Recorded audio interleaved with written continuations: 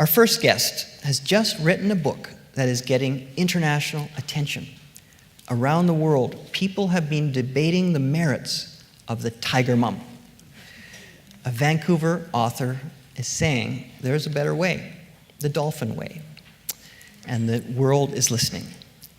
International media reviewing the book, they're conducting interviews. Time magazine online just did an interview. The book is just being released in the US. We're lucky to have her now. An interesting side note on our guest, she was a Harvard-educated doctor. She has worked in Geneva for the World Health Organization. She founded an initiative here for youth with mental illness. Her mother is from India and did not have access to such education. She will not be able to read the book her daughter wrote, but it is clear her influence permeates it. Please welcome the author of The Dolphin's Way, Dr. Shimi Kang. Thank you. It is a thrill to be here again at the Global Civic Public Salon. Today, I'm going to be talking about what I call a great paradox of our time. And on one hand, we are the most informed generation of humans that have ever walked the planet, with the most conveniences. Yet on the other hand, we have the most stressful lives, the most pressured lives.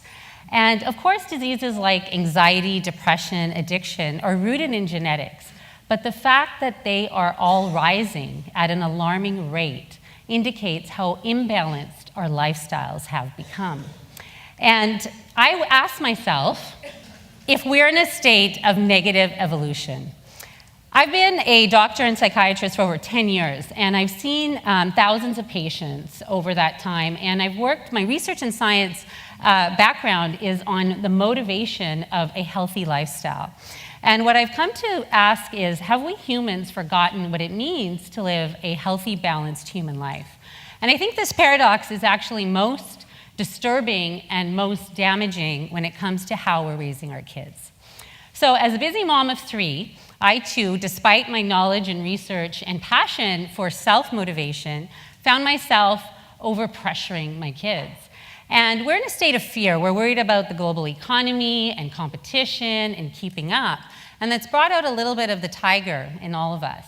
But this is very damaging because what I have seen is overscheduling is leaving our kids sleep-deprived and burnt out. Over-instruction is leading to what's called bubble-wrapped kids who are fragile and lacking resilience.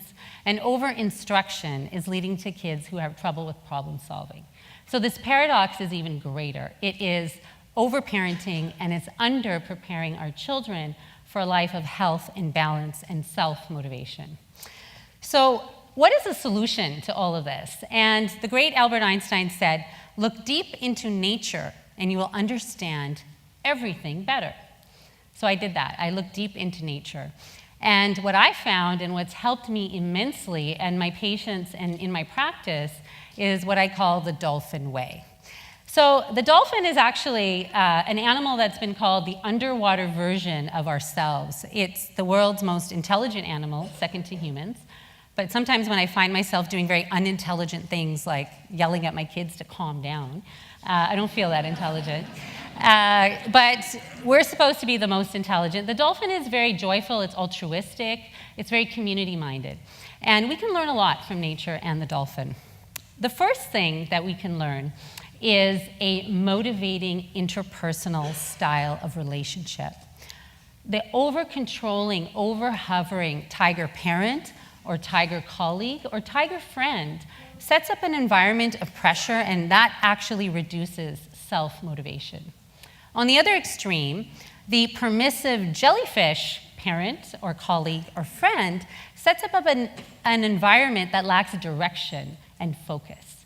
And the dolphin, the collaborative environment of role modeling and guiding and using your pod or team or community is a highly motivating interpersonal style.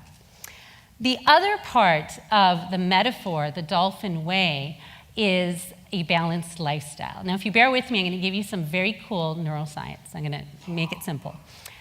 Mother Nature has hardwired us to be driven towards things that are exquisitely and essential for our survival.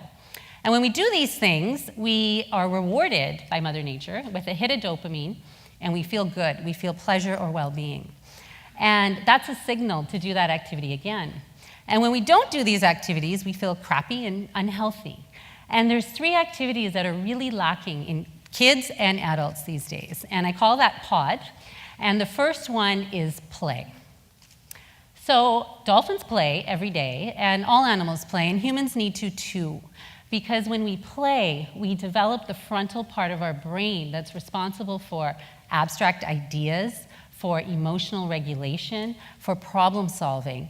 And playing gives us the ability to adapt. So when you see a child that's lit up from the inside playing, or an adult who's absorbed in a book or a hobby like gardening or playing golf, they're actually got huge doses of dopamine surging through their brain. The other activity that we're lacking is a sense of true connection. So the O is for others.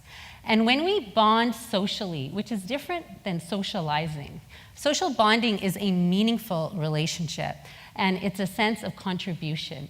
That builds a community, that builds important character, values, and an exchange of ideas, like tonight. And when we do this, we feel good, and we feel joy. And again, that's our dopamine, our hit. Mother Nature is saying, do that again. And the third activity that we're lacking right now, in very serious degrees, is downtime. We have become very busy. Our kids are very busy, and busyness has become a status symbol in a weird way, and being rested is almost a sign of laziness. And in fact, when we take the time to slow down our brains and be mindful, we feel good. And right now, sleep deprivation is something that I have to deal with way too much. And I actually prescribe sleep on a prescription pad to make people understand that this is an essential human need. So the pod, the play, the others, the downtimes are 3 things that are missing. And if we add those back in to a place of balance, we will create what is called the 21st century skills of creativity, collaboration, communication, and critical thinking. These are the skills that we need, our kids need, and as we move forward for a hyper-competitive, very socially connected, and fast-paced 21st century. And they come from the integration of raw intelligence, our left brain IQ, and our emotional intelligence, our right brain EQ. And when we integrate that, we have what I call CQ. So my message really is that the Dolphin Way is based on the neuroscience of the human brain.